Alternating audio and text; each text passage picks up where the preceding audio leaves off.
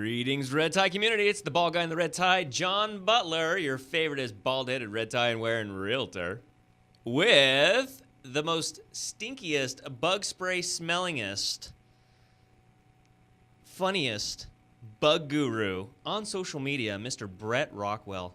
Hi, Brett. How you doing? Hello, John. Welcome to the studio. Thanks for having me, John. Today, we're talking about bugs. Lots of Now bugs. I have to ask, is there another bald guy with the red tie that's funnier than you? Or is it you just happen to be, like, I happen to be the greatest termite and pest control company that has a P.O. box in the city of Victorville, California. My mom said so.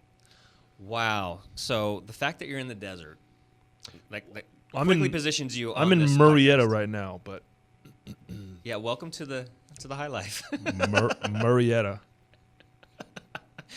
Well, ladies and gentlemen, thank you so much for tuning in today. I am here with Mr. Brett Rockwell, one of the funniest people I know. And if you've actually seen my Facebook, it says that I'm the 33rd funniest person in real estate. Well, this guy is probably at least 31 or 32. Like, there's people funnier than us. Well, definitely. I mean, Yeah. I don't know them. I've never heard of them. No, But they I probably think don't you exist. might be funnier than me. Nah, I don't think so, man. Well, can we tie? Can we just have a tie for 30? Let's call it an even 30. Okay, we'll be like team, And give the 29 others the benefit of the doubt that they're funnier. and they can think that they are. Yeah. I like that idea. Everybody's winning then. So let me tell you the story about Mr. Brett Rockwell. Social media has really changed the way that many people do business, the way that many people meet people. Because I didn't meet you for a couple of years. I think we were friends on Facebook for a while. It was a while. Yeah. And so this guy, and when you think of termite companies, you just think of these people that kill bugs. You don't think of a personality behind it. You don't think of thoughtful, engaging Star Wars insight or Dodger statistics and things like that. But you bring it all together, sir. Thank you. Thank you very much. It's I fell into pest control. It wasn't like I was, in high school going, this is my career pathway. And it just happens to be that it's the job that I fell into. And whatever business you're in, like if you try to be that person and only that person, I always keep in mind, like, nobody cares. Yeah. At the end of the day, nobody cares. Yep. Nobody cares. And I try to remind myself of that on a regular basis. So if I meet somebody, there's certain things about them, and everything is one tangent. So I just happened that one tangent of my life is that I happen to kill bugs. But social media has given me, I like it because it's made me find people that I like. Yeah. And that's what I enjoy about it. They're really quote unquote Facebook friends. They're my friends. You're my friend. Yeah. That's what I enjoy about it. Well, and I think that's what's so cool about social media is that you literally spread these breadcrumbs out into the interweb, right? Which is a word I picked up from you, by the way. And these breadcrumbs, you never know who's going to see it or whatever it is. And then you start, it starts off with a like. It's a little piece of paper that you pass back and forth in fourth or fifth grade. Do you like me? Check yes or no. Then you get a poke. Then you get a poke. And then it starts to escalate where you guys add a friend. And then it just goes from there. And it's been pretty cool watching you. One of the things that I think is so interesting about this real estate community here in Southern California is that we're all interconnected on some level like that. And so when you have little epicenters of personality such as myself or you or Dan Tran or other people, he's going to want that shout out, right? He's probably commenting on the thread right now. He literally got excited when he just heard that. It's hard because what I tell people, I gave a friend of mine a Rockwell Pest. Oh, which reminds me. There you go. I got some Rockwell swag. Pest Solutions coffee mug, so Oh, you can drink nice. your coffee. Thank And then you. We also I was going to get you a hat, but I figured the hat would kind of defeat the whole bald tie red guy thing. So here's a Rockwell Pest Solutions long sleeve T-shirt because I heard it gets cold in Murrieta. It snows every 10 years. Every 10 years. So Thank you. I gave my friend Randall a Rockwell Pest Solutions T-shirt, and so he said, "Oh, I want to take a picture with you," and posted it. He's like, "I want to post it on Facebook," and I said, "Randall, keep in mind that to normal people, I'm not that fun or cool. I'm a bug guy." He's like, "No, man, it's cool." And sure enough, he posted the picture, and people were like, "Why are you taking a picture with the bug guy?" and I'm just laughing to myself, feeling awkward. But it is in the real estate community is a big thing. So Yeah. it's like I'm a big deal on Facebook in the real estate community. You're in Facebook the Inland famous. Empire. Facebook famous. Yeah. That's an Anthony Andre right there. You're Facebook famous. I'm like, great. Facebook famous doesn't pay the bills, Yeah. unfortunately, yet. YouTube famous does. Yeah. Yeah. I should probably get a YouTube channel. You definitely should. You got plenty of material to go for. One of the things that I always love about social media is, you have this ability to instantly broadcast or connect or communicate amongst thousands, and you never know where it's going to go. I mean, remember the whole Star Wars mom with the laughing Chewbacca mask, which I'm sure made you a little jealous when you saw that being a Star Wars. I hated that. I wanted to be that guy. You with wanted my to be that guy. Face covered up, but it's. I remember years ago. It was in the height of the recession. It was 2010. September 2009 was the height, if you look at the bell curve, and I remember that because that was my first month in business, which was a perfect time. Whew. But I drove past a diesel mechanic shop in San Bernardino, and of course there was nobody out front, no cars, no anything, and I looked at them and I said, how do they drive business? Because being in quote-unquote real estate, every door is an opportunity, but from a brick and mortar standpoint, you have to create those people to come to you. Right. So social media is great because you're able to broadcast 24 hours a day and leave those breadcrumbs behind. The same kind of goes negatively if you post, something bad about the Angels or the Giants, and people can go back 10 years and go, this one time John Butler said the Angels sucked. Or this one time John Butler, said the Murrieta smelled funny when it was a bad, smelly day. I mean, yeah, that's kind of the bad, but it's a good part because 24 hours a day you can be marketing yourself or your brand or your business. Right. That's what's fun. It's good, and it's the right price. It's my favorite price in the world. It's the F word. Free 99. Free 99. Well, so what's interesting is that our career paths were somewhat similar, where I started in September 2008. So if you remember September 2008, the whole real estate market's crashing down, the banks are melting down, Obama's about to get elected, the whole world is just burning down. And I didn't know any better. I just lost my job at Pechanga. And so I went running into the burning building, just like you. Well, I was on the backside of things. So I actually started in pest control in July of '99. Okay. And I was working for the man. Damn the man. And I did almost 10 years there. And as the market started to downturn, the company that I worked for, which remained nameless unless we meet in person, I can tell you the long story. They took a very recessive, slow down kind of a process. Right. And my thought process was go, go, go, go, go.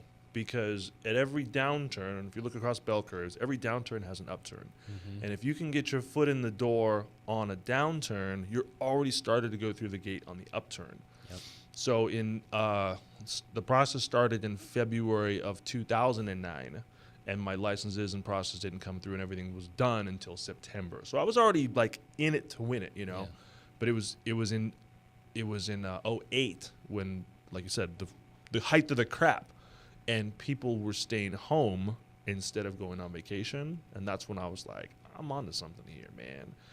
This is something about houses versus vacations. You're trying to sell Ferraris on a downturn, that's not going to happen. People are staying home. Yeah. So yeah, it's been almost 20 years. Wow. Yeah, 19 years of killing bugs. Wow. It's a lot of death. Now, when you were a kid, did you have like some fetish with bugs? Like, were you that kid with the magnifying glass? Fetish burning? is a strong word. That's why I used it. Yeah, my dad started managing a pest control company in 1976. Okay. So I grew up as a son of a bug guy, and Family business. Relatively speaking, I was around it. Right. He was a manager of a corporation kind of thing, and so. In 5th grade, my science project was a bug collection. And I guess retroactively, I cheated a little bit because we went to the office and I'm like, hey guys, bring bugs in. Like, wow, how did you get this extensive bug collection over a period of 6 weeks? But I was always around it. It was always something, but I enjoyed it. I mean, what guy, here comes the haters and the hate mail. What guy doesn't enjoy burning ants with a magnifying glass? Yeah. Like, it's a thing, it was fun. But my career path was a little bit different. I was going to go be a cop. And during the time when I was in that hiring process is when I realized I would make more money killing bugs than I would arresting bad guys and not get shot at as much. As much. Just saying. Now, that's the joys of real estate that I'm sure you never know what you're going to walk into, right? Never. Like, You never know. You never know. I don't care whether it's door knocking or showing or driving or inspecting. I have no idea. Every day is completely different. yeah. I could be going to Muscoy. I could be going to Beverly Hills. Yeah. Never know. It's always the box of chocolates analogy. And I actually kind of miss the whole REO days where you didn't know if there's going to be homeless tweakers inside the house ready to stab you with their little syringe needles, or if the whole kitchen's removed, or you walk in and there's like nothing behind the door at all. Everything's just been stripped completely bare. Those were the good times, man. Those were interesting. I'll give you that. Yeah. I hated it because we lost connection with people. Yeah. And that was the times where I worked with a couple divorce specialist real estate agents and did a bunch of REOs. And I would go an entire day and not see people. Yeah. I would talk to, just random people, homeless people on the road, and just to get interaction with people. But You're a social person. You definitely need that interaction. Yeah. My dad said it best is that when he's standing in line at the bank, he has two choices. You can either stand there in your own world and absorb yourself in yourself, or you can interact with the other people around you. Right. And if you can talk to the person in front of you and behind you and put a smile on their face, you might have done something a little bit better for the day. Yeah. And that's the kind of person that I have become or followed through or emulated is a big word that I think I use right. People, if I'm not using words right, feel free to call me out. But you have that choice. Every day you have a choice. And if you can make somebody smile, then that's a win, even if it's a random person. Yeah. And we seem to have that same philosophy of life, is that if you can make someone smile and make their day better and release those little endorphins, like I see so much pain in the world. Like I feel that. Like you walk into a room and you can just tell when someone's miserable and stuff like that, right? But if you can actually bring people into a place of happiness and joy, even if it's just for a few seconds, a few minutes, or whatever it might be. And that's the whole kind of philosophy behind my branding and stuff like that. Is it's when I got into real estate, I looked at all the people in real estate, and it just seemed like they were, I'm going to alienate half the population right now, but they're all old and angry, and they had like the scowl lines. They're just angry people.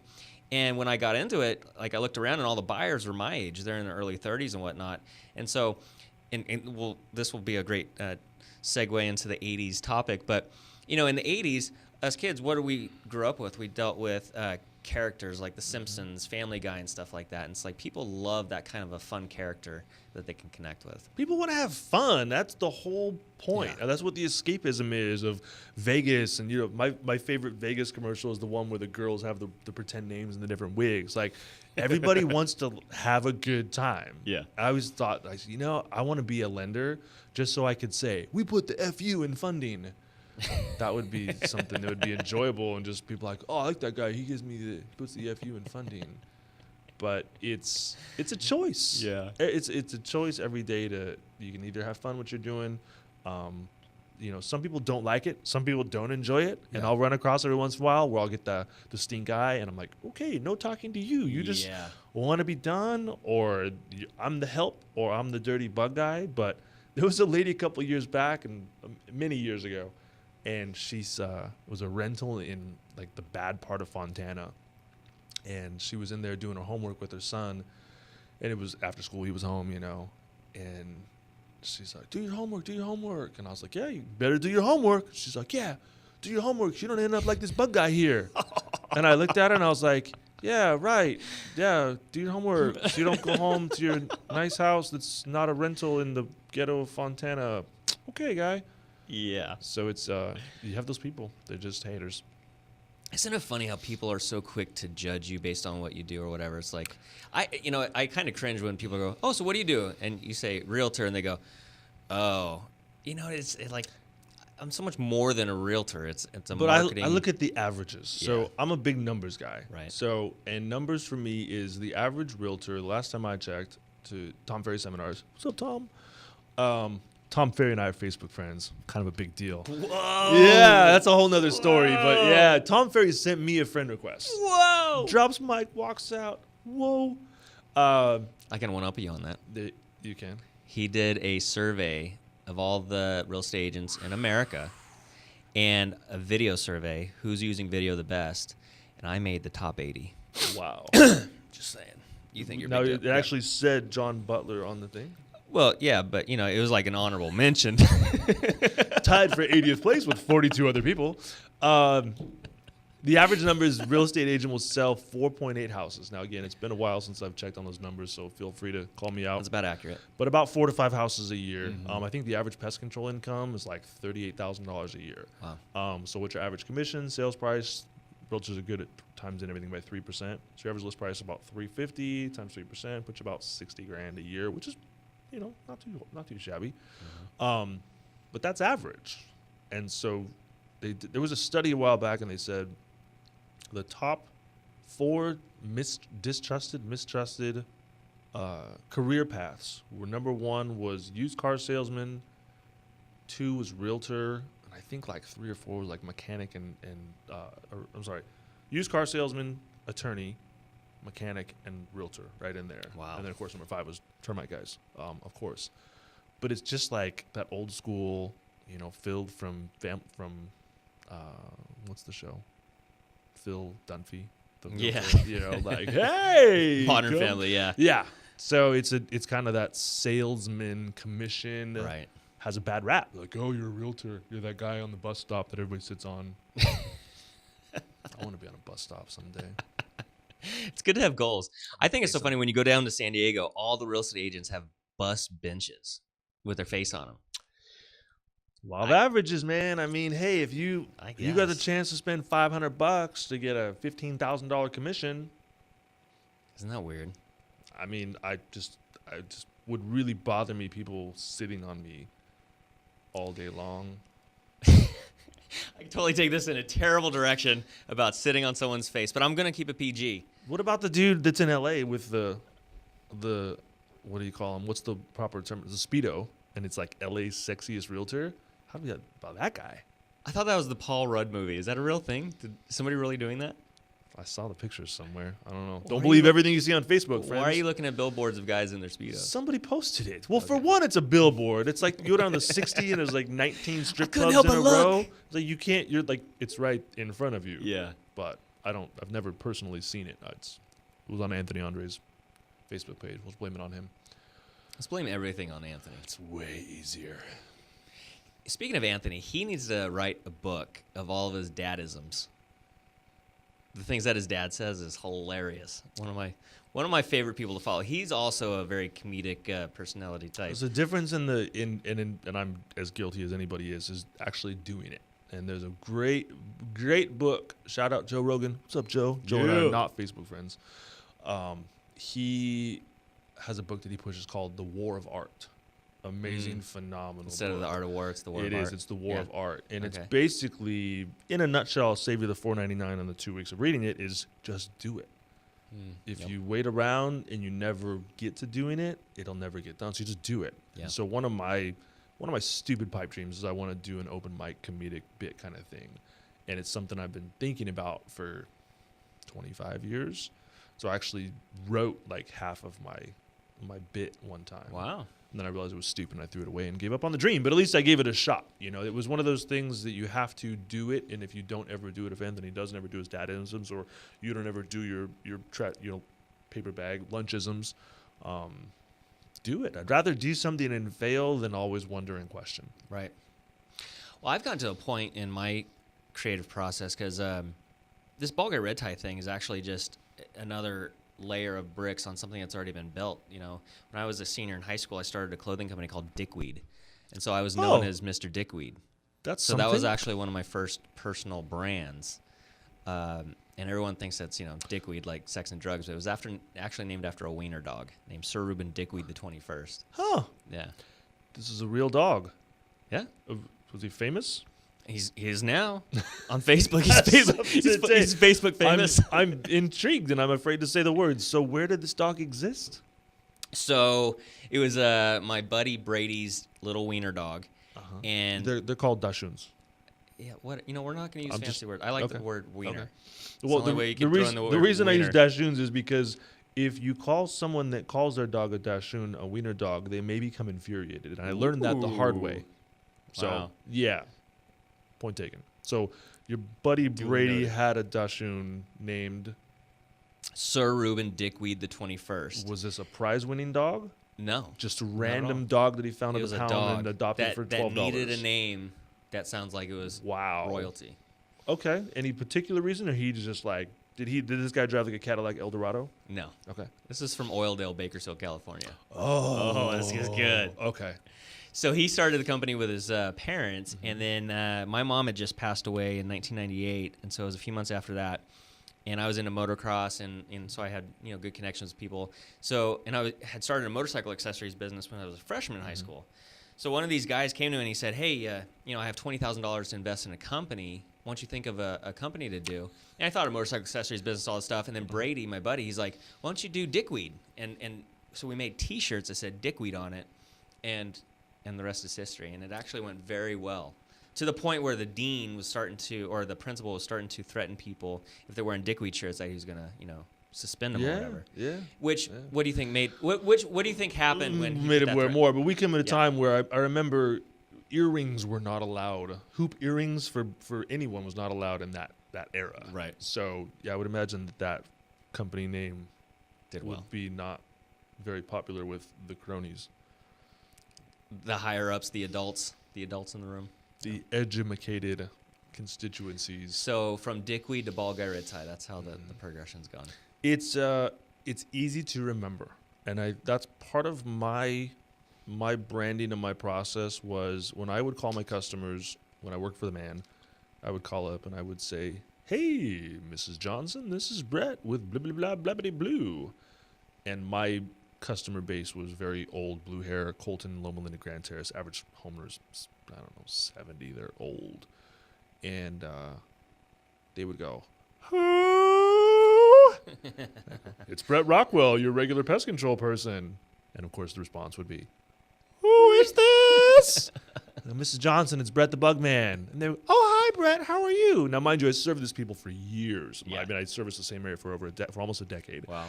And they couldn't grasp Brett Rockwell. They couldn't grasp Brett with a company name, but they could grasp Brett the Bug Man just like that. And it's Yeah. something that kind of stuck. Yeah. And it's easier to remember a catchy name versus Brett with Rockwell Pest Solutions. It's like, it's Brett the Bug Man. Yeah. Thank God my name's not John, because that would be a more commonplace kind of a thing. But branding is always easily memorable. When my wife was a huge proponent, she's the reason I started the business in the first place. But she was helping me out with the brick and the basic foundations of it. And so we wanted to have a company name that we knew what we did, which was Rockwell Pest Solutions. Very obvious. We know what we do. It's called Rockwell Pest Solutions. And easy to read, obviously, block lettering. And the font, ironically enough, is Rockwell font. Go figure. Oh, that's cool. And then a simple phone number, simple website. So the only screw up is people say, "Rockwell Test." No, it's not Rockwell Test. No, it's Rockwell Pests with a P. Oh, okay. So it's that branding thing. Bald guy, red tie. What does he do? I don't know, but he's bald and he has a red tie. And you pick me out of a crowd of thousands of people. There you go. And then you can Google it and find pictures of dolls sitting on top of Christmas trees, and then you're good to go. Are you a little sad that you don't have a Ball Guy Red Tie doll? Action figure. It's an action figure. Yeah, horribly. I just don't sleep well at night. I Yeah. have to take CBD oils to sleep. And yeah, that's sure. Oh, man. I need one. Yeah. Yeah, I might have to get you one now. You gave me a shirt and a coffee mug, so I'm going to have to get you a Ball Guy Red Tie action figure. I think it's only fair. Ooh. Just don't stick needles into it because it's not a I voodoo doll. would do a bobblehead. Yeah. I looked into those, and they want, you have to order a certain quantity and whatnot. So I was like, Yeah, that would be cool. Well, because the fun part of bobbleheads is you can do on Snapchat, and you get your bobbleheads and put a filter on them. And yeah, so that's one of my favorite, my Vin Scully bobblehead with the Snapchat filter of the puppy on his head bobbling. So speaking of Vince Scully, let's talk about the Dodgers. Let's talk about the World Series specifically. Let's go straight to the core. Let's go for your jugular. that Himalayan salt you're rubbing in. Oh, man. So to let everybody know, Brett Rockwell is one of the biggest Dodger fanatics I've ever met. And you could probably be one of those guys that repeats stats from like 50, 60 years kind of thing. Well, my time started in 88. 88, I was 9. Oral and Hershiser? and my dad was 38. Bulldog and Steve Sachs. I met Steve Garvey when I was a kid. I grew up in Ventura, so the Dodgers were happening back then. 81 is when it started. Fernando Mania overtook the nation. And so it was a time that was it was a perfect time for me. I was 9 years old and the Dodgers won the World Series. And then I played baseball a fair amount through my sophomore year in high school, and then just stopped playing. And then I just love it. And I love having the whole my team's great and your team sucks. And the only reason your team won is because they're cheaters. You know, and having the Astros? Anybody besides the Dodgers. Okay. And it's gotcha. you know, my friend Matt Allman, he's a huge Patriots fan, and we have that same kind of thing. Like, the Dodgers are the best, and every other team sucks. Yeah, Just how it goes. yeah. You know, and he's the same. He's a huge Patriots fan. The Patriots are good, and every other team sucks. So I'll pick other teams back and forth, but it's something that they've had a really good run the past few years as well. So it makes it a little easier to be a fan. But you were a true fan even when they sucked. Yeah. Well, yeah, you have to. Like, it's always been Dodge Blue. That's how it goes. Like, okay, the Angels are winning, or I'll watch a good baseball game. Like, I could give a crap about football. I don't. When the Anaheim's Rams left, I was done with football.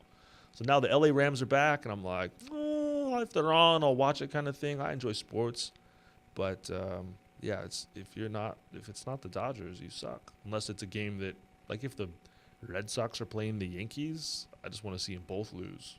So I want to see, you know, some kind of a virus overtake the stadium. But it's it's all or nothing, man.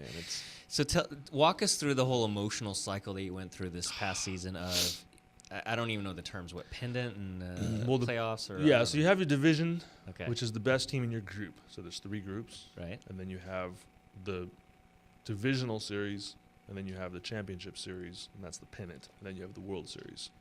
So, yeah, it was. What was the highest high for you? Was it the highest? You can make me cry right now.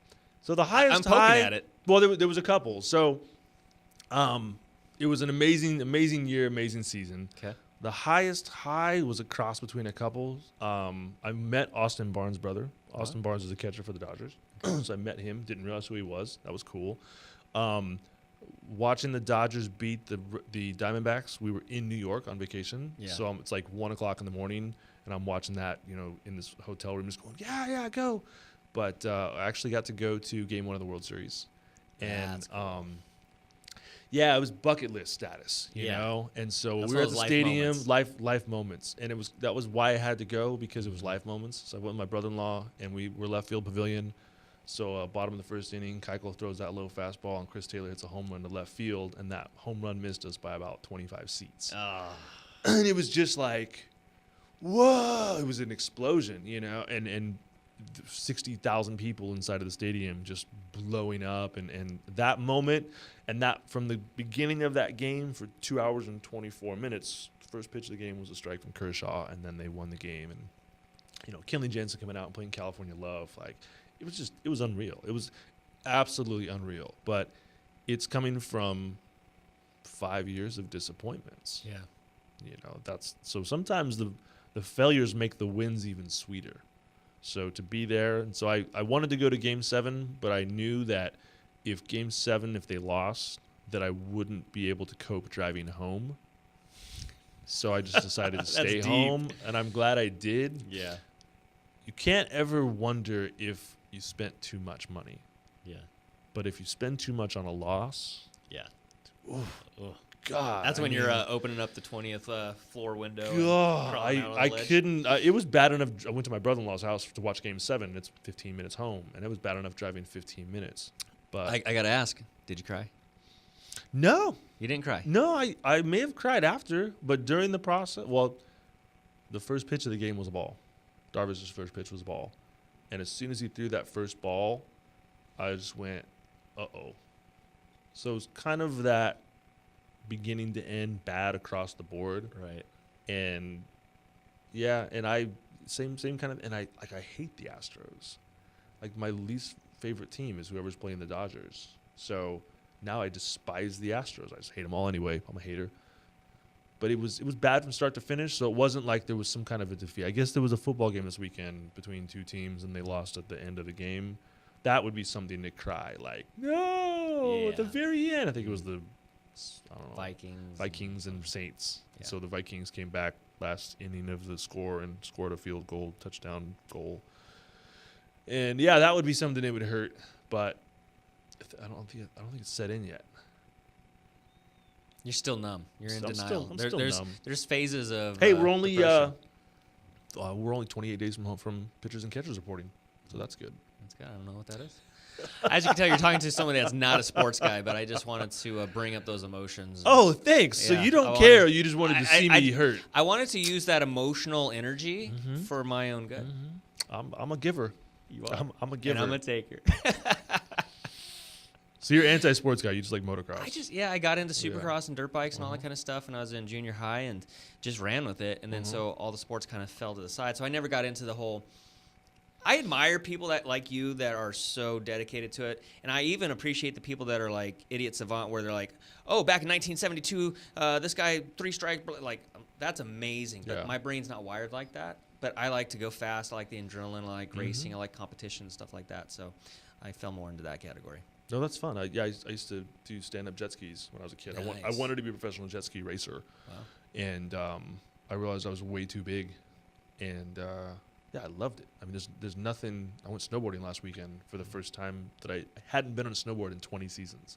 Wow. And I went back again, and that first run, I was just going down the mountain, just crying, like, "Oh my God, I'm snowboarding again! This is the best thing ever!" I cry a lot. I'm an emotional dude.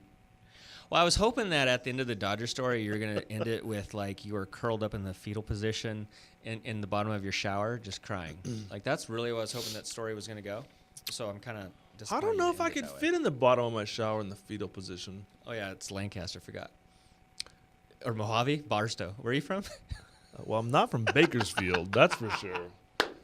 Bakersfield's a very special city. Oh, man. I love Bakersfield. That's the armpit of California right there. Oh, armpit's very nice Yeah. for Bakersfield. It looks like it. If you look at a topographical map of California, it actually looks like an armpit.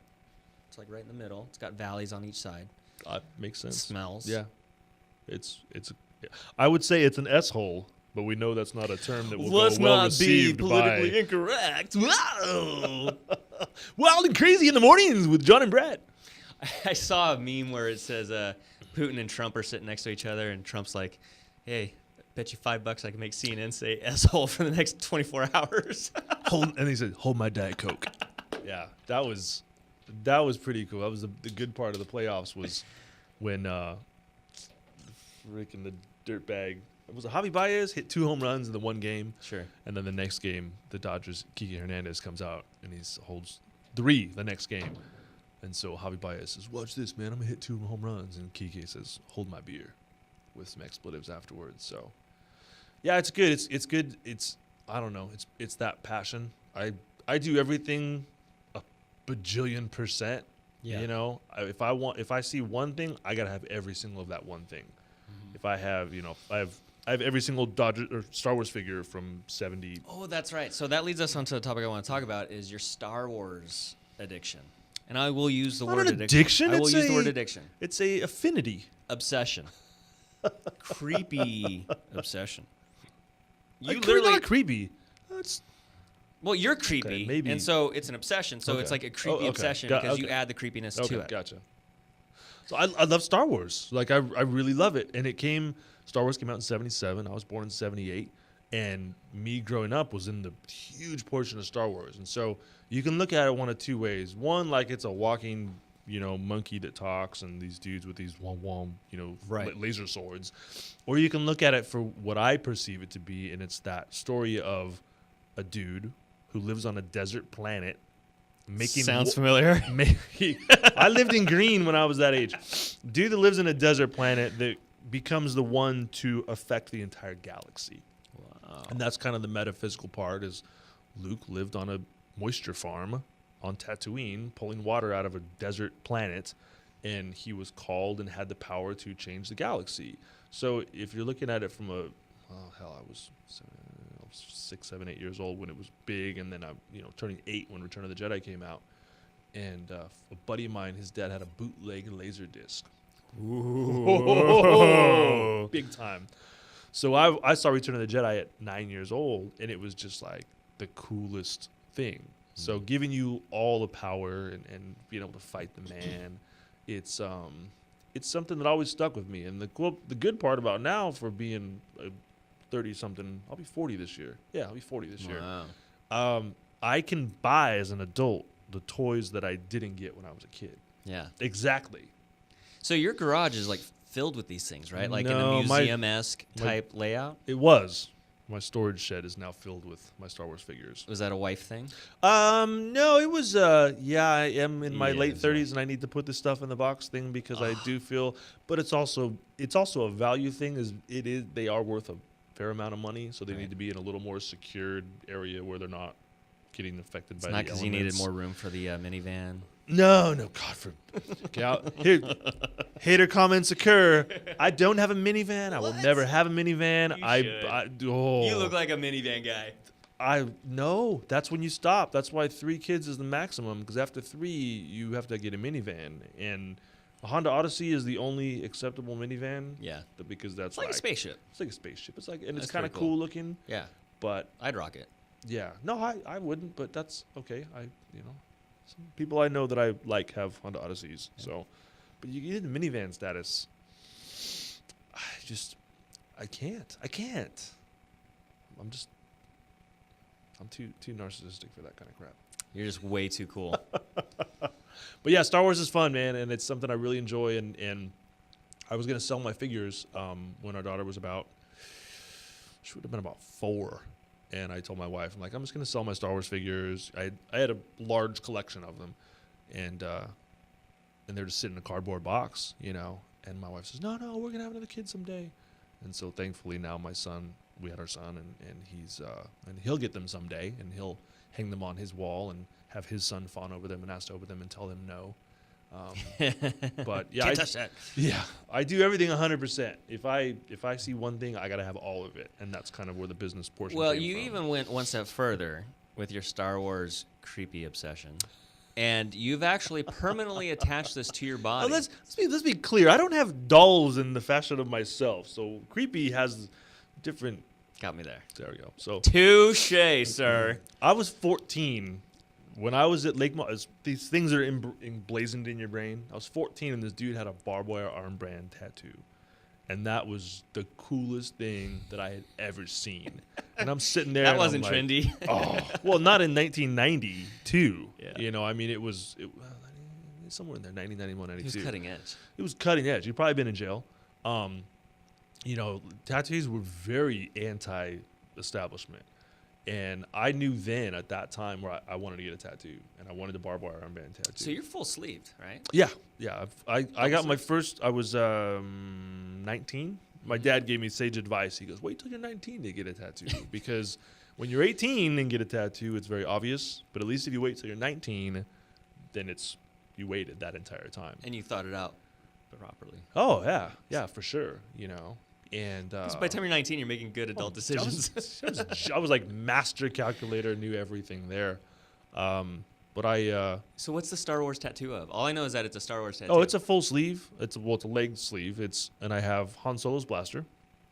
And inscribed in it is, I would show you my leg, but that would be really awkward. So you can go on my Instagram and look at most of them. Shameless My plug. brother-in-law is my tattoo artist, and his Instagram is St. Matthew. Oh, nice. St. Matthew Tattooer. He works with Nico Hurtado up at Black Anchor, like really high end. Like Nico just did the Rocks tattoo. Wow. And that's the shop that my brother-in-law is part of. So yeah, I've got Han Solo's blaster, and it says it's inscribed with the initials for "Never Tell Me the Odds," which is one of the things that he tells C-3PO. And that's a life lesson thing. Like, don't tell me the odds. Don't tell me that businesses fail. Don't tell me that marriages end. Don't tell me that sobriety fails. Don't tell me these things. Like, don't tell me the odds. I don't care. I'm going to do my own thing. I'm going to do whatever the hell I want to do, and I'm not going to let other people telling me things affect it. And then I have random stuff like when Luke Skywalker, and your Star Wars nerd friends will really appreciate this. Luke Skywalker met Dr. Zhivago and Ponda Baba in the Tatooine bar, and Obi-Wan Kenobi cut off Ponda Baba's arm. And it's one of the lines that sticks with me. "I'm a wanted man on 7 systems." So I have Ponda Baba's cut off arm as well. And then I have a Princess Leia traditional style that has hope inscribed across the top of it. And that's a thing, man. It's hope. Everything's about hope. So it's not just Star Wars. It's not some dudes flying around in laser ships and firing lasers and blasters. It's really, really deep internal life lesson stuff. You know, if you watch Star Wars and follow those life lessons, you will be a successful bug guy someday. A successful bug guy. Well, I think out of all the bug guys I've ever met, you're one of the most successful I've ever seen. It's very impressive, man. Thank you. I don't know how many you've met, but that's... I've actually only met but you in person. So. There you go. That's good. But that's a thing too, That's it's always been a perception. There's 3 or 4 people I know that are very popular on social media, and they're also some of the people like me that we financially struggle. There's always that perception like, oh, you get a lot of likes on a Facebook post, you must be rich. I'm like, hey, Facebook doesn't monetize, man. I'm still out there struggling. I'm still out there hustling. You know, I got 14 employees that I'm trying to make payroll for every 2 weeks. Wow. You know, it's always a struggle, and I don't think I've hit that time where I'm like, yeah, I made it. Like, I haven't got that point yet. Yep. And that's always a misconception. And 2 people I know very well that are very active on social media, and like, yeah, we're in the same boat. Just because you post something funny and people like it doesn't mean that you have $100,000 sitting in the bank. Doesn't mean you have $100 sitting in the bank.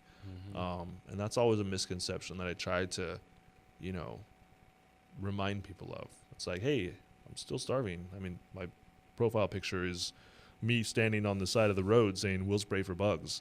I mean, it's you know, it's a struggle, but just try to go out and do a good job every day, just like I'm sure you do, is go out and try to find the best outcome for your clients. And if you do that over and over and over and over again, eventually you don't have to pander for business, hopefully. Well, there's power in broke, as was it Damon John says, or one of those Shark Tank guys, but he talks about the power of broke, where when you are close to the bottom or you're at zero, or if you're so far beneath zero that zero looks good. Oh, have you ever been to that point? Oh. You're talking to that guy. Yeah. Like when I started the business, again, another long story for another time, but my original goal was to not have negative money in the bank. Yeah. Like I wanted to have plus money on my bank account, and that was a regular thing for me, like to have negative money in the checking account all the time. Yeah. So that got to be that goal, was just to have a plus instead of a minus. So when you're at the bottom, and that was kind of my mindset is starting the business at the time that I did, that if I could get established at the armpit of Bakersfield of the time of the market, once the market started to increase, that I would be on that uptick. Yeah. And I saw a lot of companies trying to scale back, and for me, it's like the time when you're slow is when you have to push harder. Yeah. And that's got to double down. For sure, because it can only get better. Yep. You know, it can't get any worse, theoretically, of course. And I think that's such an important lesson, because people get into real estate specifically because it's easy money, right? Oh, I just sit by the pool and answer my phone and just like $1 million listing and make 10, 15, 100,000 $1 million. Wow. And then they get into the real estate business and it's like, okay, well, how do I get clients? Oh, well, how do I do this? That's always how do I do this? The craziest thing for me is I talk to people about real estate, and I try to create a relationship with every person I come in contact with at every house, so that they can be comfortable with the person that they're going to be giving money to.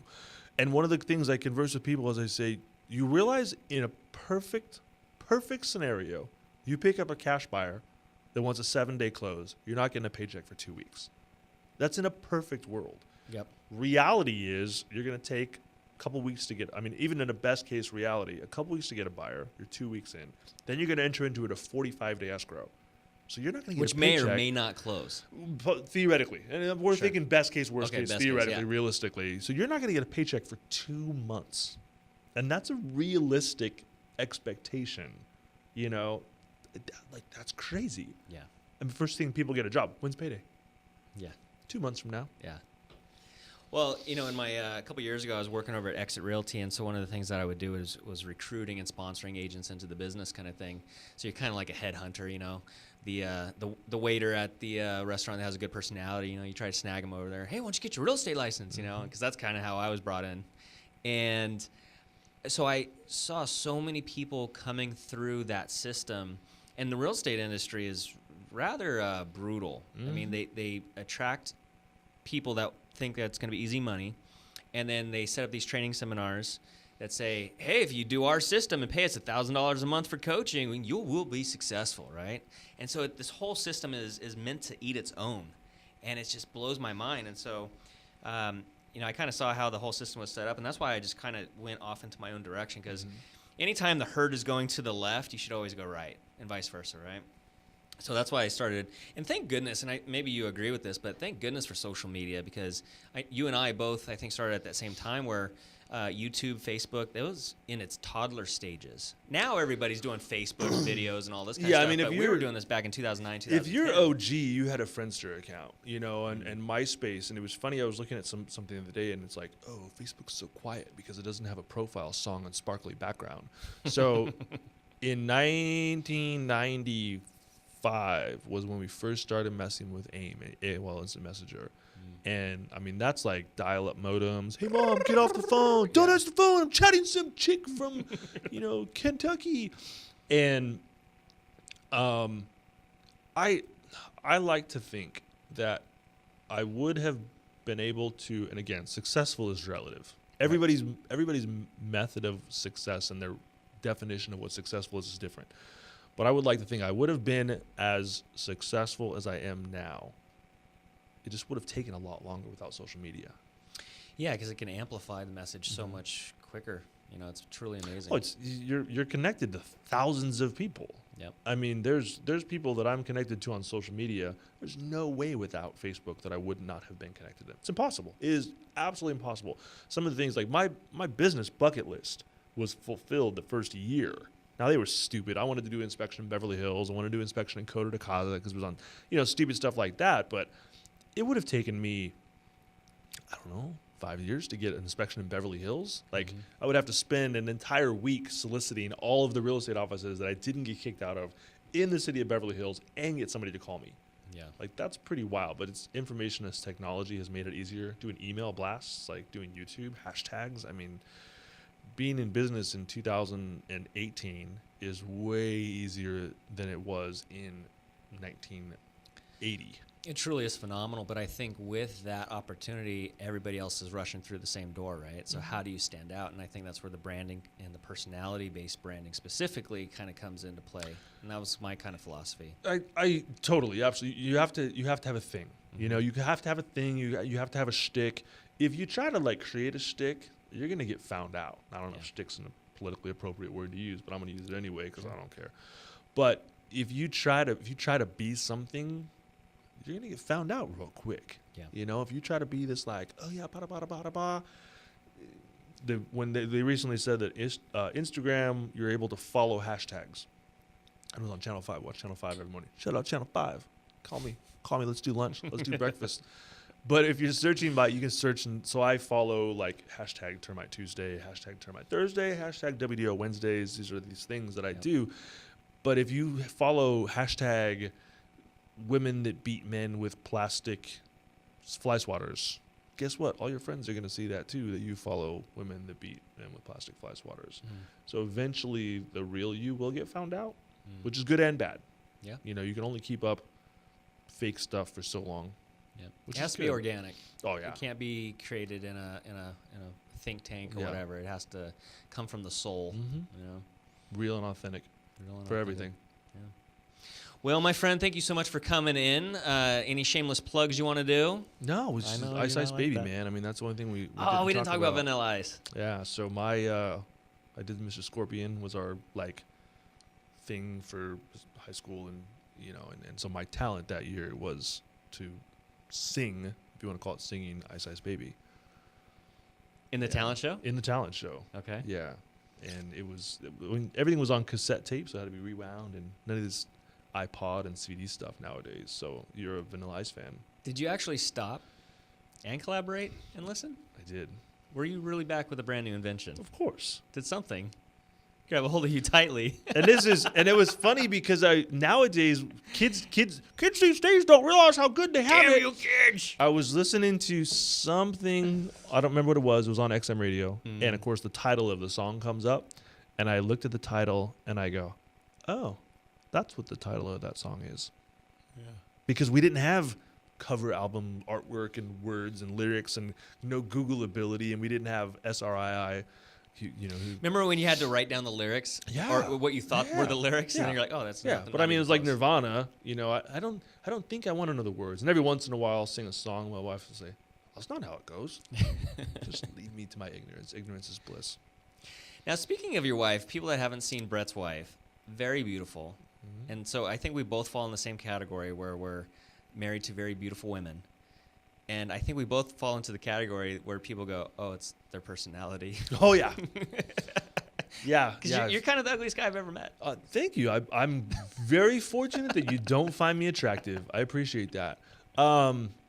Yeah, it's when you're that age, and we were 20. I was 20. She was 21 when we met, and like nobody has money.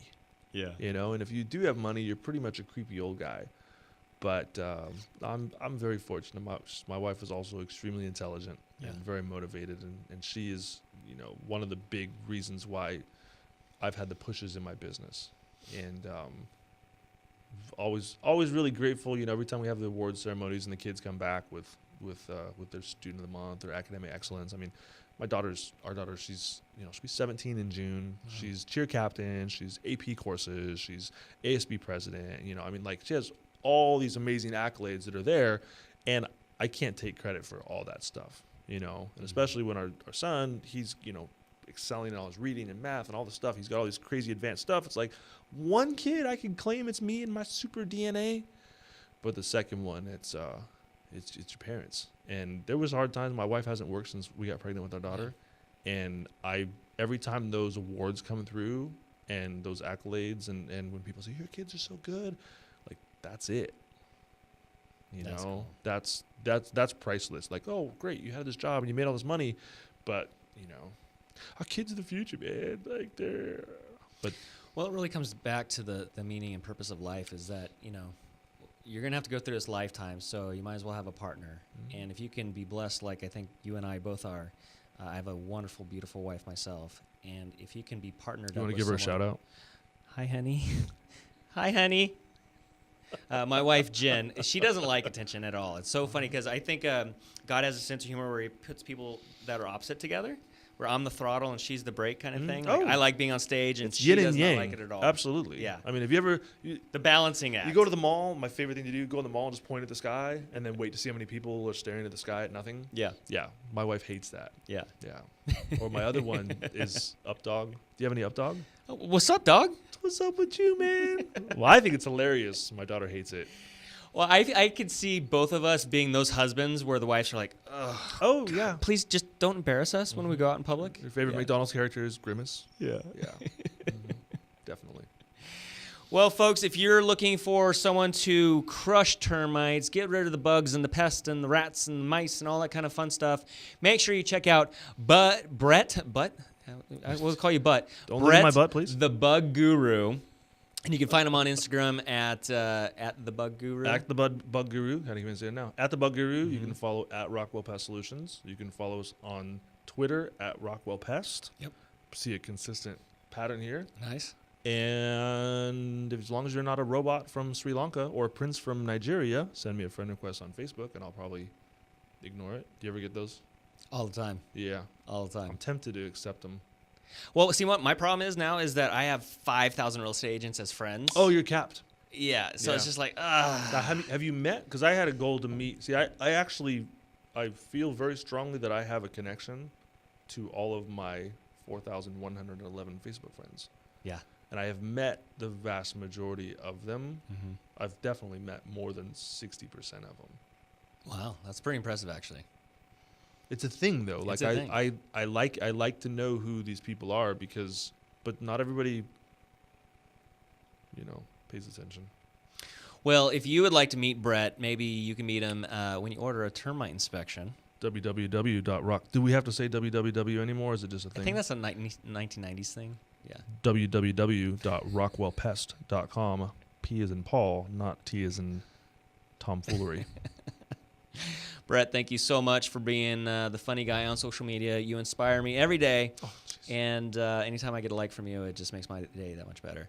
Thanks, and that's John. it for the Red Tie community. John Butler, the ball guy in the red tie, with Mr. Brett Rockwell. We'll see you in escrow. Bye-bye. Bye-bye now.